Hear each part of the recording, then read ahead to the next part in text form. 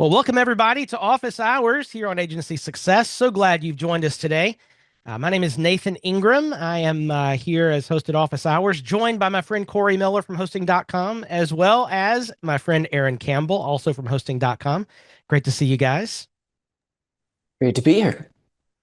I'm excited to Uh, see Aaron Campbell on a video that's not on work. Well, this is work, right? But I get to see Aaron Campbell today. Yeah. Indeed. Indeed. So, folks, I've gotten to know you, Cory, over the last several weeks. Maybe not so much Aaron. Now, if you've been around WordPress for any length of time, you might have seen Aaron's name or seen him at one of many, many WordCamp talks he's given over the years. But Aaron, introduce yourself. Tell us a little bit about you and what you've done in WordPress so far. Ooh, Yeah. that's a fun one to try to keep short, huh? So I've been in the WordPress space for like 20-ish years from the pretty early days. Contributed heavily to the product since I think version 2.1 or something like that, 2006 era. Um, I have been in hosting for the last 10 years and and am helping build out our product strategy here at hosting.com. One of my big passions is aligning sort of my love for open source and these, the direction of our company. So bringing those together, helping them work together, helping our customers succeed through open source. Absolutely. So, Aaron, what is your role at hosting.com? Director of Product Strategy is the technical title. So yeah, just strategizing out our products and where they need to go going forward. So one thing I'll loop in on that you just said, Aaron, I've always seen you as a champion of open source proper.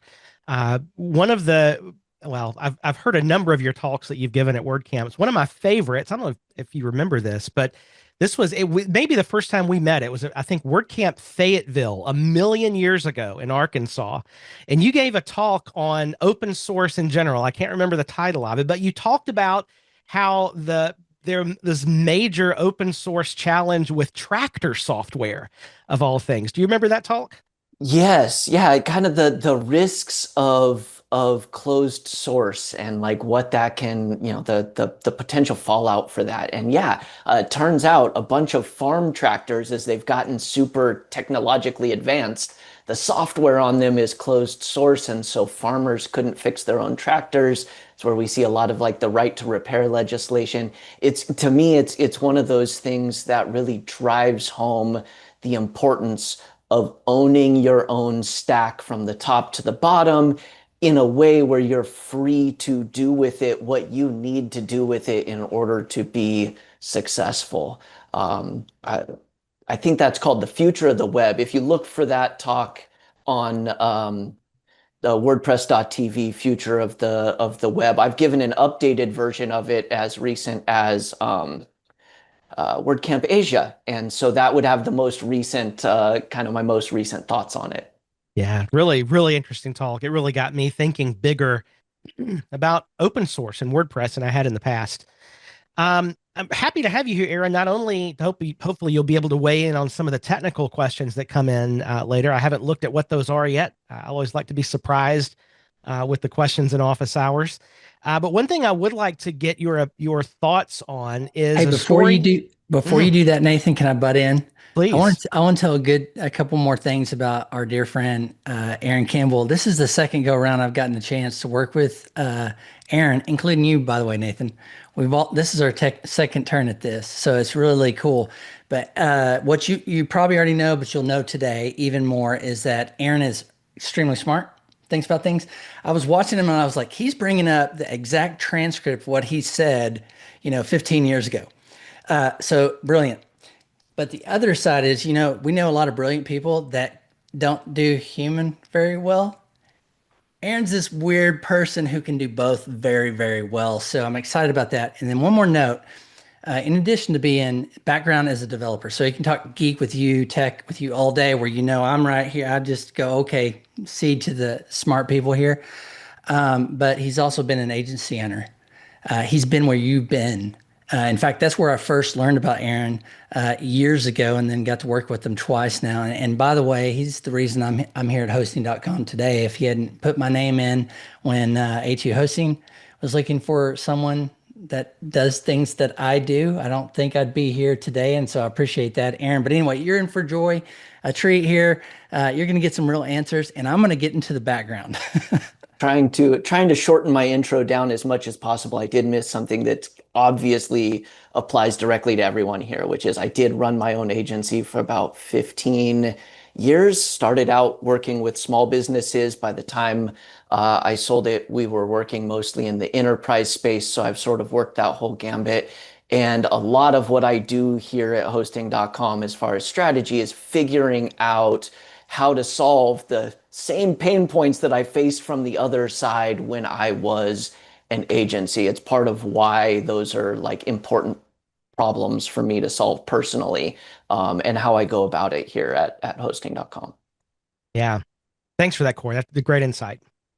Um, so where I was headed was talking about this news that came out last week, Aaron, about the WordPress AI team.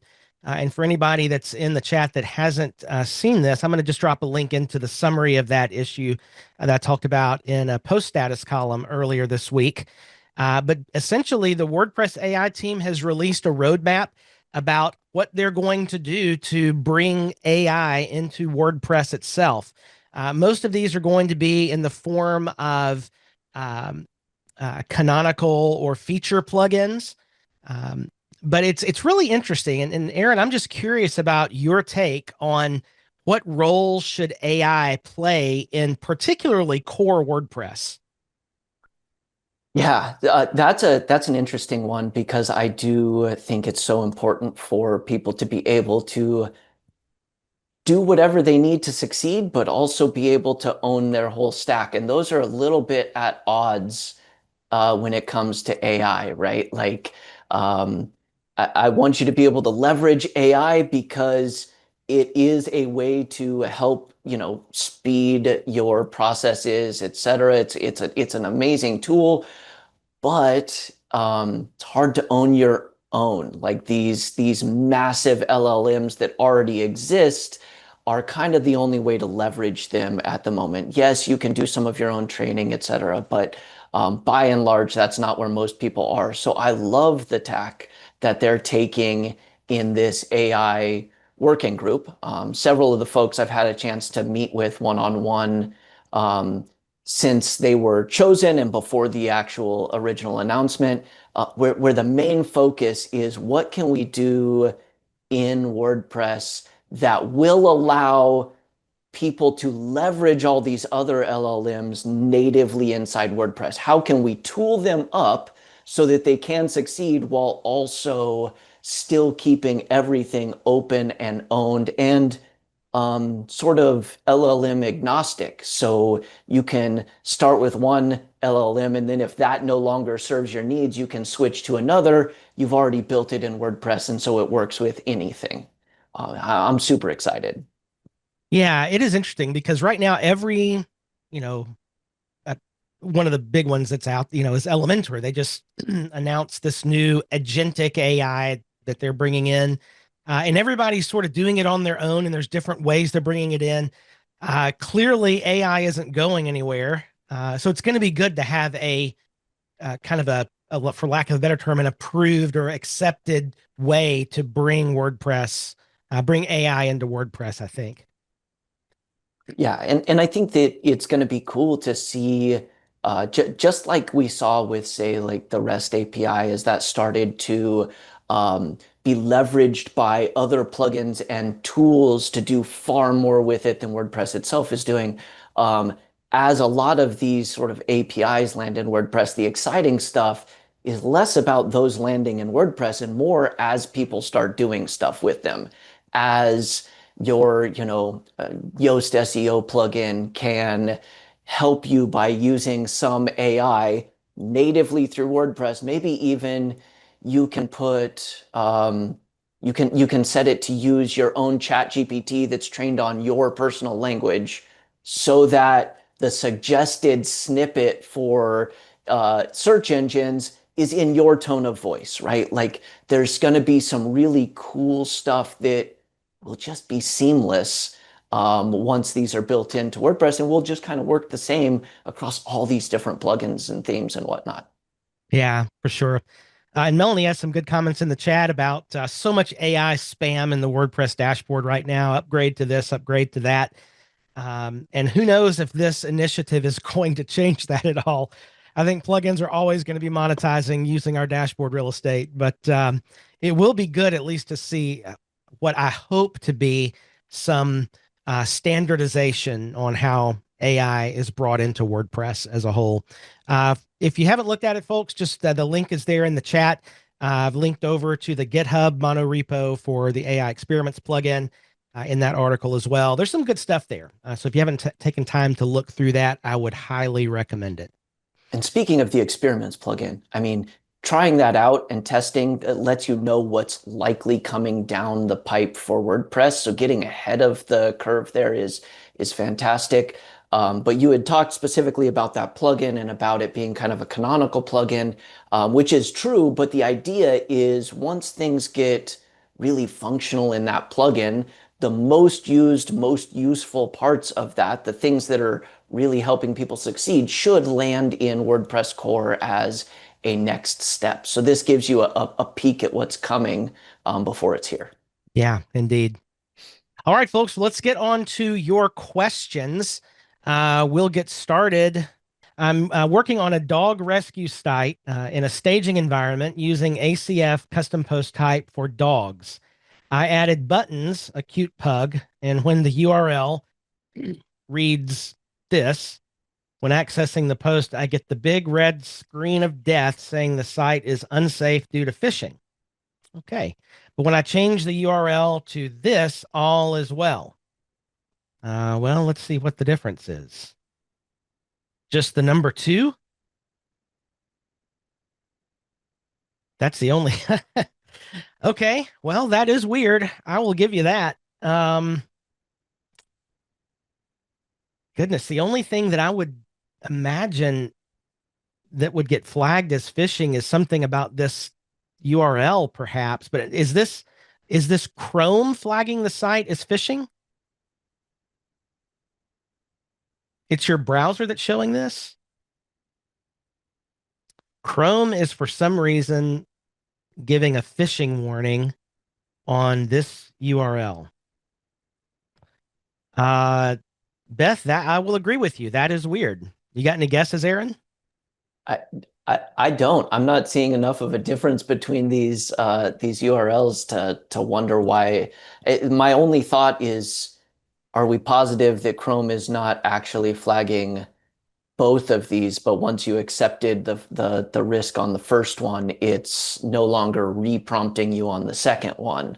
Um, do you get a red screen on both if you do it in incognito mode? Um, I So guess. Shanta said, could it be renaming a page that was deleted? It is possible. I mean, we're in Chrome here, so let's try to go there. I hope Uh, Beth is not uh, playing a prank on us, because this would be perfect This prank. this would be the perfect opportunity for a Rickroll And or knowing something. Beth, there's a 50-50 chance, am I right? Okay, it's redirecting now. Yeah, Rickroll. Oh yeah, I got redirected to the buttons to page, which did not give me any kind of warning, but I mean, it would, as I under the Chrome flag for a malicious site should be the domain, right? Not just a URL. Chrome takes a number of things into account for that. It's a little bit of a black box into exactly how they do it, but I think it uses the whole URL in that if it thinks that some later part of the URL is trying to pretend to be another site, it will still say, because if I did like, you know, something.com slash something else.com slash and was pretending to be something else.com, um, Hmm. but I don't know, like I don't see how buttons would be part of that, whereas buttons two isn't. Um, No, it is odd. I mean, I wonder if somehow, well, Beth, let me ask you this. When you went to any other part of that site, um, any other URL, when you were getting the warning, all the other pages worked correctly. Is that right? It was just interesting. You apparently angered the gods of Chrome, Beth. I I really don't know. So guys, I will show you what we used to do when we had an issue like this. And it is gremlins is what causes this problem. I that is a very, very weird thing, Beth. Congratulations. Hmm. So if you rename that back to buttons now, it's still going to give the warning. I mean, the obvious solution here is change the dog's name, right? And problem solved. Rename the dog because it fits the website better. Yes. Uh, now, and it was a God. Yeah, I don't have another answer, Beth. Hey, I want to take this for a second. Both of you kind of went through something in your mind to troubleshoot and think through this, and I learned a lot doing that. But Aaron or Nathan, when you saw this, you started to think, check this, think about that. What were some of those things? Because I'm curious how you all troubleshoot. You want to take this one, Nathan, or you want me to kick it off? Sure. Well, what I'll do is I'll explain what I do, and you can tell me how I'm wrong, because Aaron is probably a better I process don't on know. this We than I came to do. the same conclusion. You might be Yeah, yeah, yeah. right, but go ahead. Well, we came back to the conclusion that Beth originally started with, which is this is weird as all get out. So I think we start with that this is a very specific Chrome error that gets into Google Safe browsing that, and that's where we start is, okay, for some reason, this Chrome browser thinks that this URL has somehow been flagged for phishing, which means that usually it should have gotten traffic or there's something about it in um, as Google is processing that that makes Chrome think that it's some sort of a phishing site. Which is an And then issue, right? Because it if a client is. sees this, or if it is, you want to know, right? So, okay, so you identified kind of Yeah. the thing. It's like Uh, it's a big issue because it's the phishing potential. Correct. And then just work backwards from there on, what in this page, knowing what we know, could have triggered this thing in Chrome. Yeah, I think that there's three main things that I look for when I'm doing this, and two of them are in the URL itself. Does it look like an IP address of some kind, like it's trying to redirect traffic elsewhere? Does it look like a website that isn't the actual website that's trying to trick people? Those are two of the biggest flags. The next thing that tends to trigger this is something on page, right? Like a tracking cookie from some less reputable source, or honestly, sometimes just tracking in general that's not from Google. It can be something that's somebody, Melanie just put insecure image. If you're loading images not from HTTPS, especially if it looks like that could be essentially being used like a tracking pixel, even though it's not just one pixel, um, that can be an issue. But if it's the exact same page, A and B, and the only difference is the two in the URL, then it feels like the on page would not be the issue. So that was kind of where my brain was going. I kind of parsed the URL, then I was looking at the page. Um, it does look like, according to the transparency report, that it thinks that it tries to trick visitors into sharing personal info, but that's not very specific. I don't know why it thinks that, just that it thinks that. Thanks, guys. Yeah, it is interesting. I'm looking at the the view source on the page just to see if there's anything that looks weird. Um, Yeah.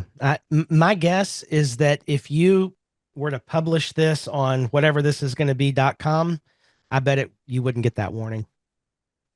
Um, that's very, very odd, Beth. All right. Let's move to our next question, which is also Beth. Okay, question about WP Grid Builder. I created a custom post type and taxonomies in ACF. And when I add a custom field to a WP Grid Builder card, if the field type is text or radio button, everything is fine. But if I add a taxonomy field, wow, Beth, we're getting in this is deep. If I add a taxonomy field, if I select either ACF, all dogs, breed, or breed, it returns the ID number of the term. Yep. If I select breed, it returns this. Yeah. I've checked the ACF field group taxonomies and nothing appears amiss. How do I get it to return the value of the selected term? Okay. So Beth, the issue there is what the item that you're using that you're pulling into Grid Builder is pulling the ID of the taxonomy term rather than the term itself. So maybe what you will need to do, Beth, is create a short code. It should pull Shanta, what Shanta's saying in the chat. It should pull the label of the term. And given that it's ACF, I don't have a specific answer on this other than you can create a short code that will give, if you supply it the ID, it will return the label. And that's what you should probably use in your card. Does that make sense, Beth? And if you're having trouble with that, your favorite AI tool can very quickly, I think, generate a short code. Yeah. There may, though, Beth, be a selection on that taxonomy um, widget for that card. Widget's the wrong term, but the taxonomy tool for that card where you can choose between ID and label. Just make sure you're choosing label if that's an option. But yeah, that's your issue. All right, next up is Class. Class, are you here? Yeah. Hey, Class.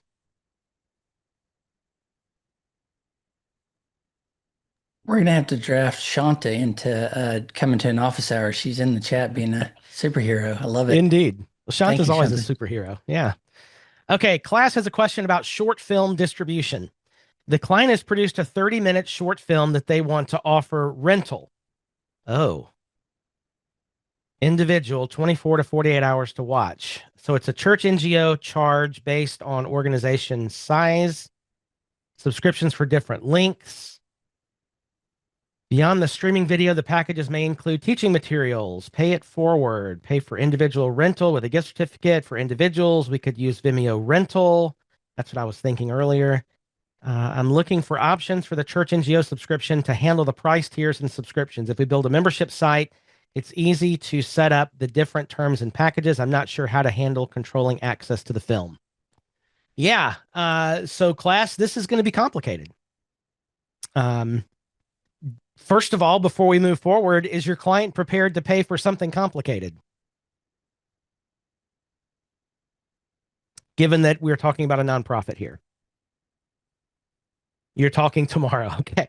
Make sure they understand this is, like when Google gives the prices and it's like $1 sign, $4 signs. This is a high $2 to $3 sign project here. So before I put before I put much architectural thought into this, I would recommend that you make sure they understand this is not something they can get for $500, right? This is many thousands of dollars likely to build something like this. I'm not aware of anything in WordPress off the shelf that's going to do what you want it to do. Aaron, are you? No, because a big part of what this needs is essentially some sort of DRM. And that is kind of the antithesis of what, I guess it's all the things that WordPress is kind of standing against. Not that it's not useful in a number of business cases, but it's not going to be something done in WordPress alone. You're either going to need a lot of really custom code or the way that I would lean is some other service that you then just integrate with the WordPress site, which I think was where kind of Nathan was going with the Vimeo option or one of those kinds of sites. Yeah, Vimeo does have a video on demand service that class you referenced that lets you sell, buy, or set up a subscription. Melanie's got a great idea there in the chat about selling a coupon code that would unlock the Vimeo, the correct Vimeo length of whatever for what you're trying to do. You could do something like that with easy digital downloads and just have a whole bunch of pre-done coupon codes that match what's happening in Vimeo. Aside from that, I don't think we're even ready to offer a technical explanation for this yet, class. But what I would suggest, you said you're going to talk to the client tomorrow. I would this is 100% prime example of why of when a paid technical discovery is important. So you really don't know, you're gonna have to match what their desires are versus what technology is out there off the shelf, and then figure out what a solution looks like between those two. To write something custom is many dollars. So yeah, this is something where I would probably, put a $1,000 or $1,500 technical discovery price tag on this. If they really want to do this, that'll fund you for several hours to go in and think through a possible solution. And the deliverable on that technical discovery is a plan of what tech will be used to create this. And at the end of that, also the cost to do it, because you'll know what to do at that point. So this, this sounds like, is this the NGO class that we've talked about before in some office hours questions? I mean, they've invested pretty heavily in tech and web. Maybe it's a different one. Okay. So who knows what they're going to do, right? So this is where, you read their list of requirements and you're like, yep, this is going to be complicated. So let's have a conversation and make sure that they understand how complicated translates into dollar signs. Does that give you enough thought to go for at this point, class? Like, if I were you, my goal in that conversation tomorrow with the client would be, I want to sell them on a technical discovery phase to figure this whole thing out and make sure that we can build something that meets the requirements that they have. Or it's a requirement adjustment backwards, because they've got this wish list of everything in the world they want, but are they willing to pay for it? Like, I would love to have a red Ferrari in my garage to pull out in later. I don't have one of those. It would be great, but maybe not. Hey, I'm just curious, Clays. With this client, do they look at you as the technical implementer, execution, and delivery, or even a broader picture? Because I don't want to weigh in on something that you might not be there. But some of this, I'm curious about how they're doing it. Why the rental? Are they what's their aim more? And I don't want to share things before I know your role and what you'd like to show up for this client, but it's a great opportunity to show some broad expertise too. So I'm just curious. Yeah, so this is a long-time client for class, it looks like. I've been with them over 10 years. Yeah. Fantastic. So they trust you. They know you get stuff done. That's awesome. Yeah. Good. Melanie has a lot of insight in this world, and I think she's right. Churches will share that material like crazy if it's just a downloadable video. Yeah. So ask a bunch of questions, class, and hopefully you can get a fun job out of this that will lead to more office hours questions. And I love if he solves this, he's got something he could offer to other clients, obviously. And I love that part. You've done something most of us haven't, or at least I haven't seen it, excuse me. But maybe there's others that are interested. So I love the thoughts about a particular niche. Yeah. All right. Next up is Sue. Hey, Sue. The goal: site visitors answer a poll question or limited choice quiz, then the site displays the results.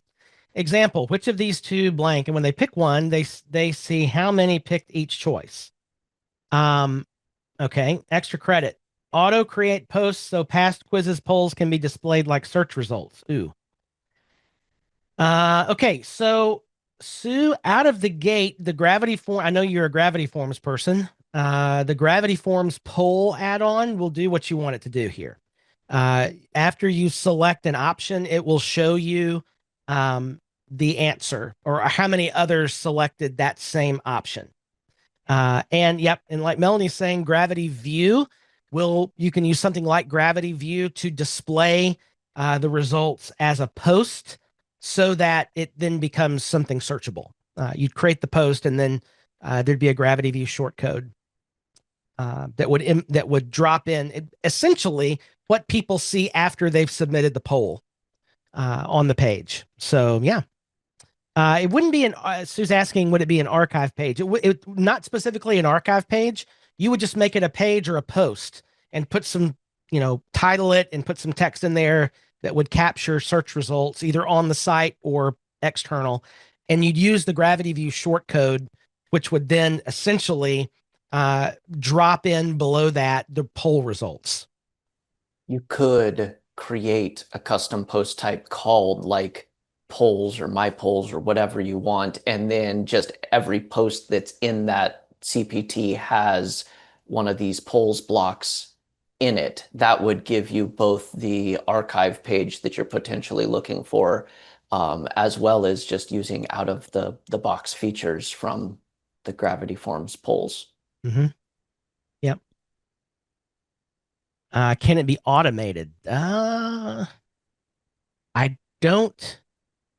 Well, anything can be automated. It's just how much trouble do you want to go through to automate it, right? Could you do it as a so could you Sue, are you saying that you want to automate the creation of a post that displays the results when a new poll is created? There's probably a way to do that. But that I can't think of an easy way to do that off the top of my head. I'm sure there's a way with code to do that. What I would do, okay, so if this is going to be a weekly podcast poll, what I would do is this. I would definitely set it up as a custom post type where there's just a custom field in there where all they have to do is drop in the ID of the Gravity form that they create this poll from, and it just creates everything based on that. You could automate-ish the process that way. Yeah, without having to go through a lot of trouble. But actually creating the post and all, you could probably do that with code, but it would get fairly complicated. Yeah. Any more thoughts on that one, Aaron? I don't think so. It does. I do think that because the Gravity Forms polls is essentially has a block for each poll, I think that you could probably drop that block both onto the podcast page and onto the whatever post that you're making to show the results later to make them more searchable. I don't know. I don't know what the easiest way would be to go about automating the creation of that second poll. I do wonder if I haven't used the polls add-on in quite some time, so I don't know what it currently does. But there may be a way to expire the poll as well, so that once, a week after the podcast has gone, when you're kicking off the next podcast, it switches to only showing results. And if that's the case, you may not need a second page. Maybe those would show up in your search results because they're on the podcast page itself. Mm-hmm. Yeah, that's interesting. Making this fully automated, Sue, I think is going to be a big deal. Just in a Gravity form, when you set up the poll in a Gravity form, you can have it scheduled. Let's see. You can end the form date, right? So the form stops showing after a certain time. So that part, again, what I would look for, Sue, is to create a process for this client to follow, where you give them a 1, 2, 3, 4 checklist, and whoever's doing this for them just runs through this. It's going to be the same every week. Create the poll, add the link, drop in the thing, and just give them a process to follow. And then if it gets to the point where it's overwhelming, then maybe they'd want to invest thousands of dollars in some sort of automation. But at this point, it's probably something a generally technical person with, basic WordPress ability could go in and just do every week without a whole lot of trouble. All right, good. Next up is Sherry. Sherry, are you here? Hey, Sherry. All right. I've been tasked with looking into possible POD solutions. E-commerce for a client who has a personal art website, marycarlton.com/home. Artspan.com. This is a marketplace in which the homepage above is created. All right. She's looking to create or connect an e-commerce solution that can link to POD sites that create prints or other products. And POD, just for anybody after, that's print on demand, right? That's what we're talking about, Sherry. Okay, so we want to create an e-commerce solution that links to print on demand sites for prints or other products. The expensive option, moving all this onto a Shopify account and connecting directly to the POD sites where there's already an API connection. To inexpensive option, pick a POD site, create links, and add those to the existing site pages for each art piece. Okay, great question. So, I mean, my recommendation, just because I've done this before a number of times, is to use the Printify/Printful solution in WooCommerce. It works really, really well. For those of you who've been around for a little while, we've talked about Printify and Printful before. They actually have merged. They become one company now. And there's a robust WooCommerce plugin, and that solution works really well. Where you create your product over on the print-on-demand site, it'll import back into WooCommerce. You set up on the print-on-demand site how much you want to mark up your prices, and it calculates shipping, does all the things, charges a tax. Basically, they charge your card for the wholesale price on the print-on-demand. You bill the client on the WordPress site for the retail price, and you keep the difference. And it works really well.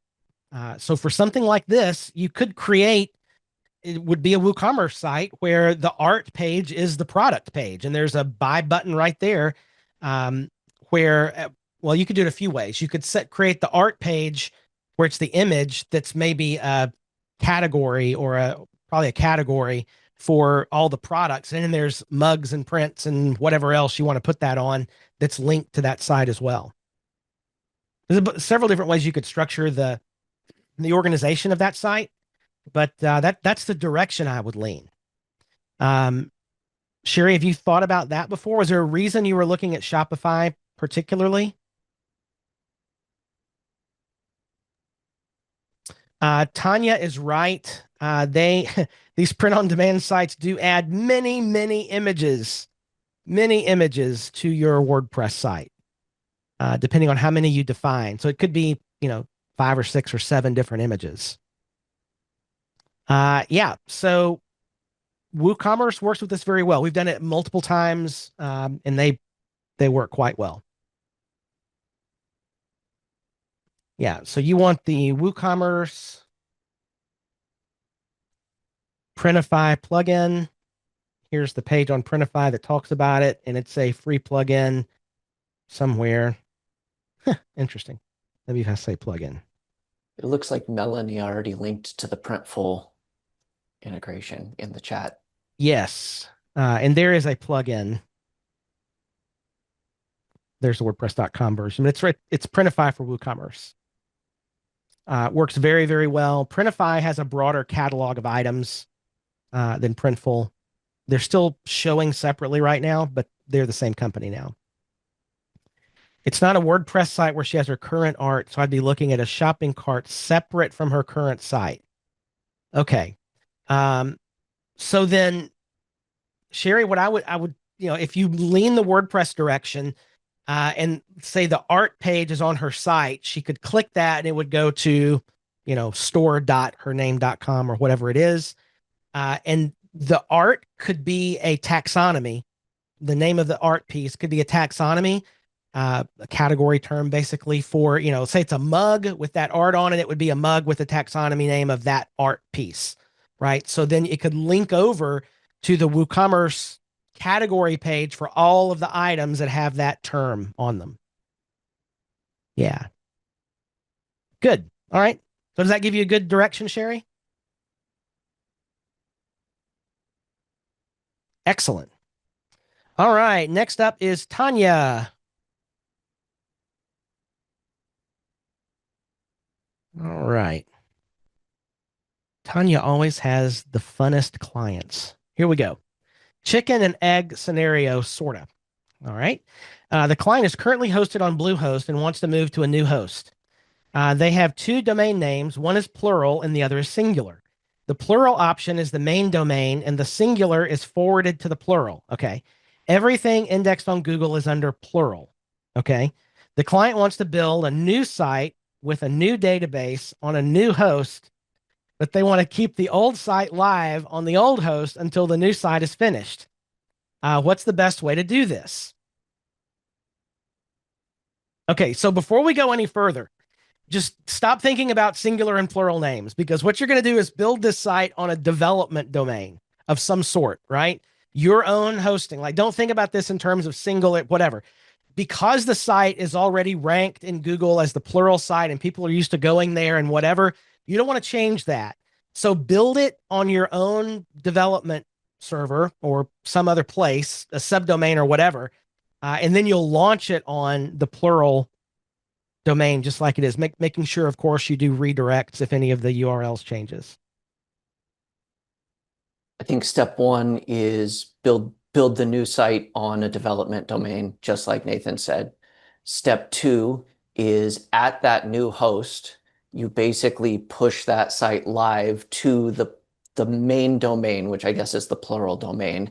That site won't work as far as being publicly visible, but you can use a hosts file or some sort of proxy service so that you can browse and test the site at the actual domain to make sure that it is functional.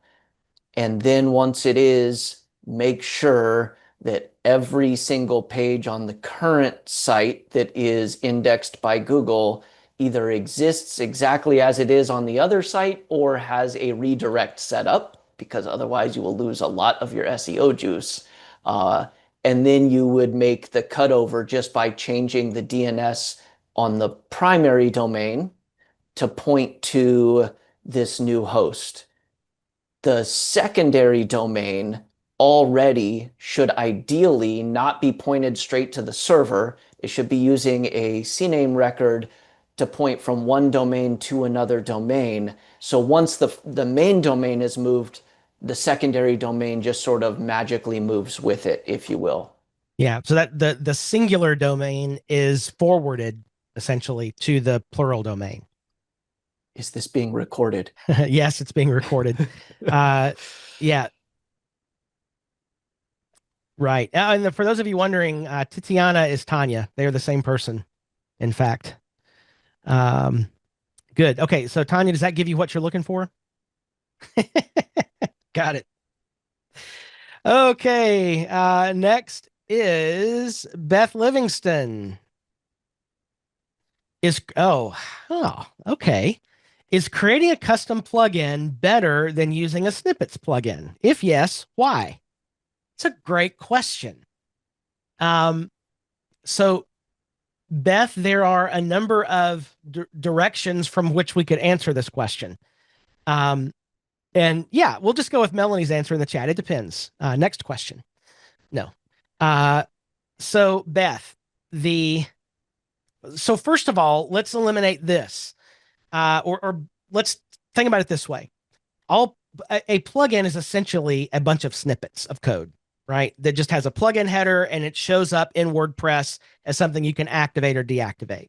The code is just code.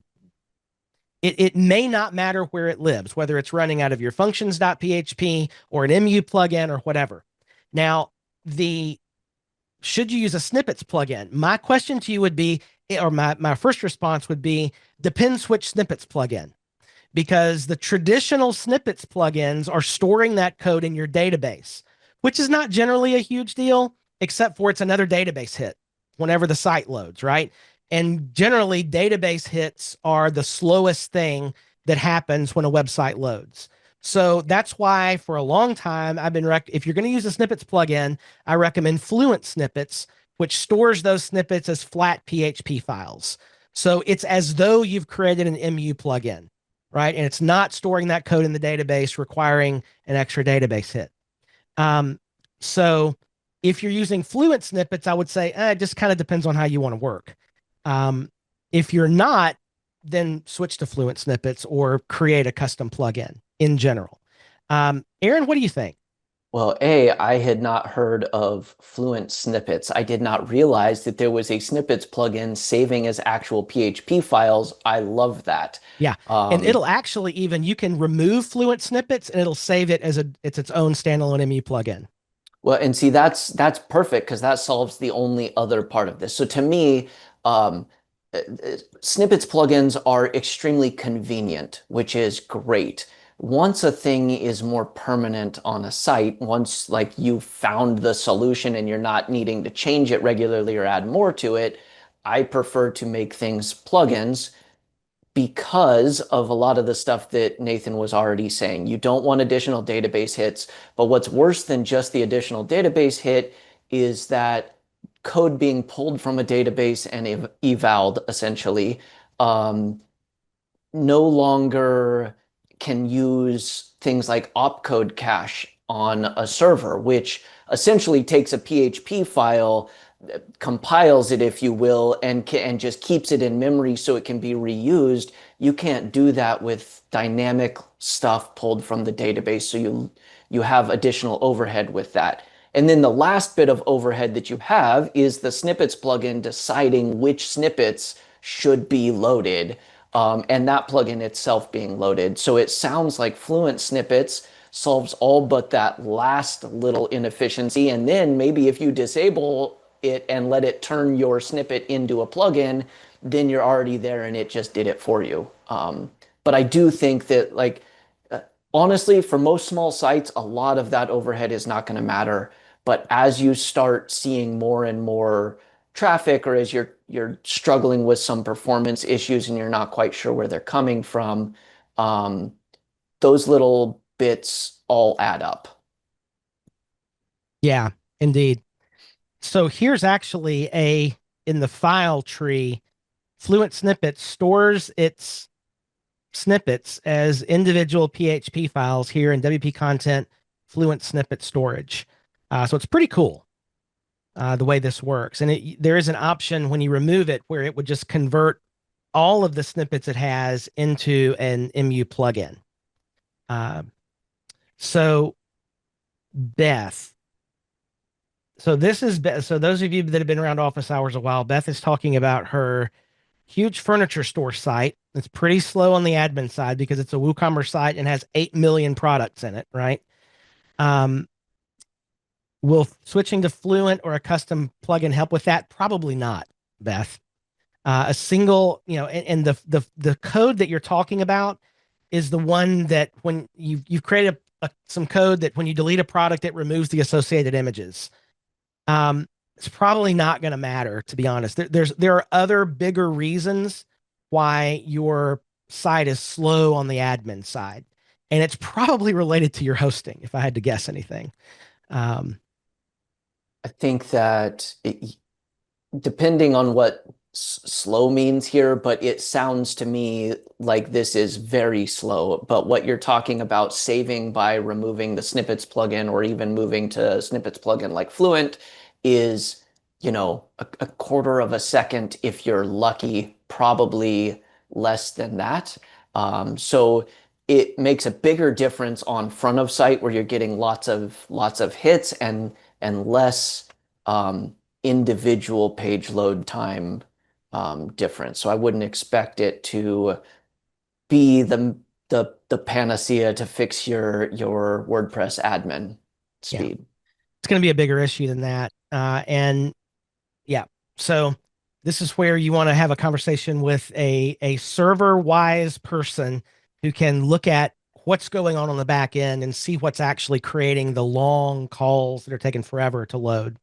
If Yeah. long calls are, it depends a lot on what is causing those long calls. But if what you were saying, Nathan, where it's maybe removing a bunch of images, if that is what is slow, I would make sure that you're on a server that has like um, uh, NVMe drives and that you're actually using those drives directly so that file addition and deletion is much faster and that file storage isn't somewhere separate. Similarly, if you're having to do a bunch of database hits, what's the connection like between, is the database on the same server as the web server? That might be good. Um, is there enough cache set up to hold that database in memory? That's a huge, simple configuration that is often overlooked, um, and can make the difference between several second and fraction of a second database queries. Um, it's probably something in that vein that I would be looking at. Not that Cloudways is bad, but that it needs to be configured just right to do what you're looking to do. Aaron wants to know, Beth wants to know if you're for hire. No, but if you, moving to something like hosting.com where you have a great agency rep like Mike Demo, you can have some insight into your hosting situation that you may not be getting now. There you go. Okay, so we're coming down to the wire, and there's still 7 questions left in the list. Damon, I do see your question, and we'll see about getting back with you separately about that. Let me run down the list here and pick some that from folks we haven't gotten answers for yet. So we'll go to Doug. Doug. In your agency, I know you are not a big fan of managing clients' email servers and acting as their administrator. That is correct. I have some small clients who simply have no resources or knowledge about dedicated email servers. Eventually, I'll be leaving Liquid Web. I was tricked. Okay, we'll keep going. Let's see. If a client doesn't have IT staff, who do you recommend they sign up with for email hosting? Half my clients are on Office 365 or Google Business. The other half are on business class email. My clients like that email because it's cheap and it works. What's the alternative? Great question. So first of all, I definitely do not like dealing with email. I am no longer an IT person. I can't fix your printer and I can't fix your email. Email, I learned years ago, was creating like more than half of our customer support requests. It's just not worth it. We can't make any money on it. It's not worth spending the time on. So I would encourage you that if you're going to do this, to proceed with caution. The best thing I would do is to have a couple. I mean, unless you just want to be the email guy, like if that's what you really want to do, Doug, then go for it. But I think you'll find that you're spending a lot of time on things that aren't making you a lot of money. What I would do instead is have a couple of IT people, like go find these people and find somebody that's trustworthy. I have 2 that I work with. One is kind of like a one guy in a backpack situation, and the other one is a business that has a help desk, and really they're more expensive, but they're bigger and so forth. So depending on who the client is that needs IT/email help, I refer to one of those partners, and guess what? They refer web business to me. It's a beautiful arrangement because they don't do web. So that's what I would encourage you to look for. I don't really have another email option here. Drop it in there in the chat if anybody does. I mean, if you're just looking for something else to recommend them, I personally use Google Workspace. I think that that's a very viable solution. It depends a lot. I mean, if they don't have a ton of email addresses, it's $7 per email address per month. However, $7 per email address per month can add up if, and I'm guessing this Liquid Web solution is significantly cheaper, but many hosts have sort of managed email options, us amongst them, that go down to more like the $2 per address per month range. And then it's still on that host to handle it. You can get that through us or through any number of hosts. And that might be an option because it's easier to manage because it's more like managing your hosting rather than managing a whole email setup. Yeah. And that's good. The thing that kills me is I don't want to get a call or an email when you switch your phone and you can't log into your email anymore. Like life's too short for that stuff. So whatever you do, whatever solution you provide, make sure they have tech support, whether that's another IT company or if you're referring into Google Workspace and maybe you can, the most we'll do for email is set up the DNS because we generally control the DNS. All right, let's get to another one here. This is from Vern and Aaron. I can't tell you how happy I am to have you on the call today to answer this question because I just read through it and I'm not sure I understand. So, Vern, here we go. Maybe too off the wall. I have an offloaded SSL to a front end proxy, if you will, an F5 load balancer. As the F5 takes care of, Aaron, you just want to email this guy? You want to send Vern an email? Because I'm getting a little lost in it already. The F5 takes, Vern's been around a while and has some great questions. So the bottom of the issue is the server does not have HTTPS. The WordPress loopback fails, as does the cron actions that wish to connect out and back.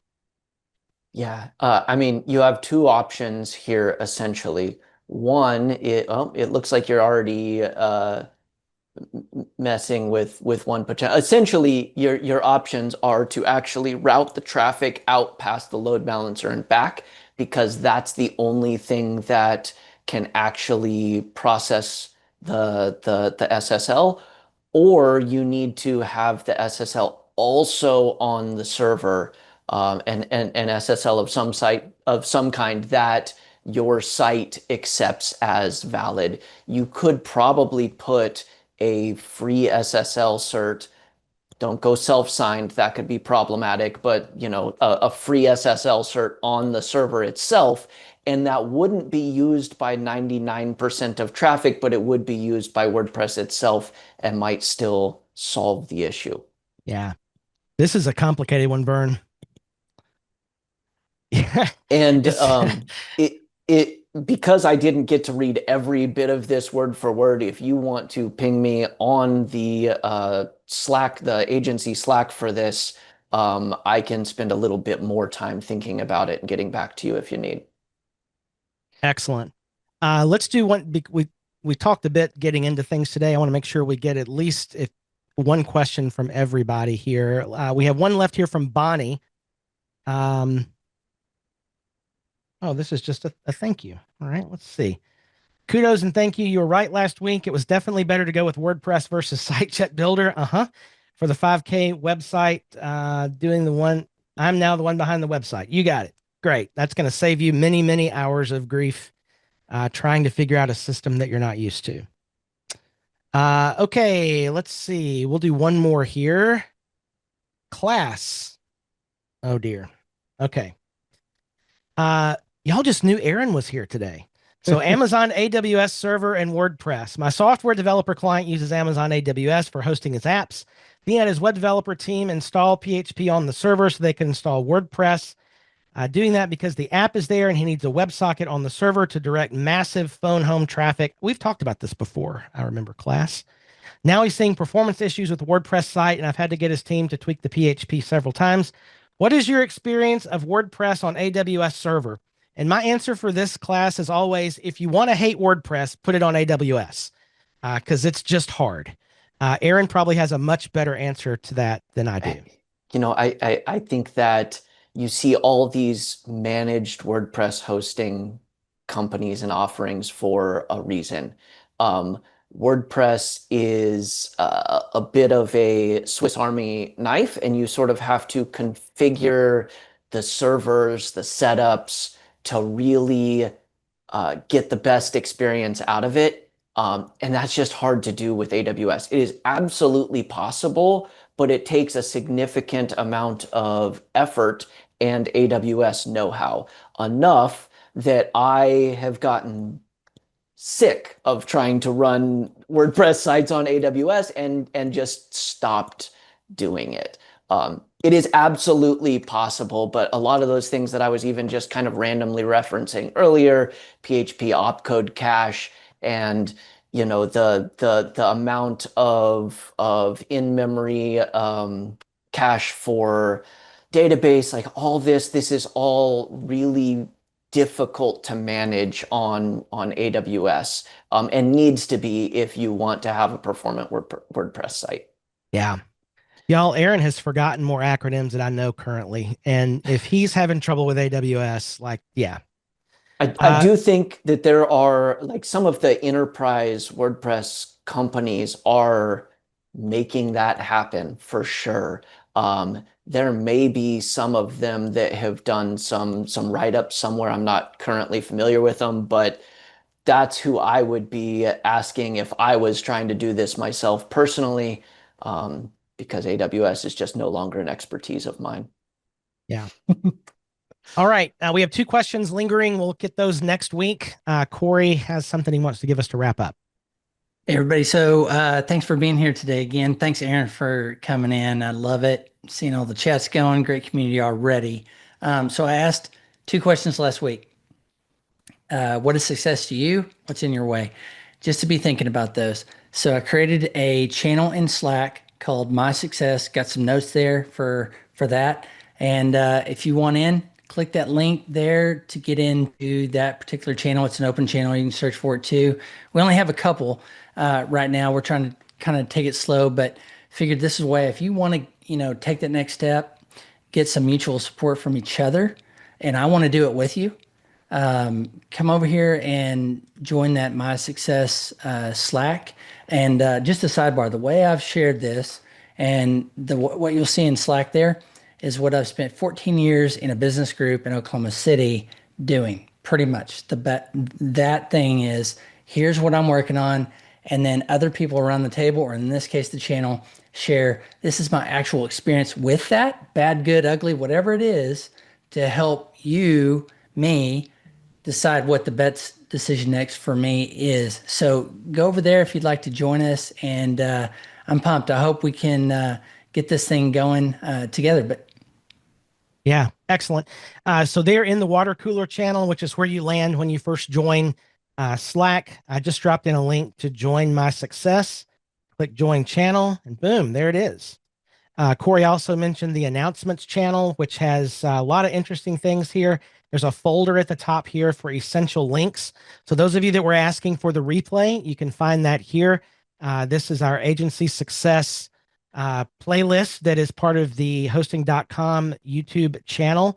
So all the replays are here for now. We may have something better coming for that, but for now, this is where they'll be here in this playlist. You've also got, if you want to join,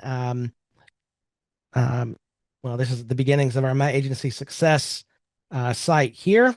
And then, of course, some information about hosting.com for agencies, all that waiting on you in Slack. If you would like to join Slack, you can do that at myagencysuccess.com.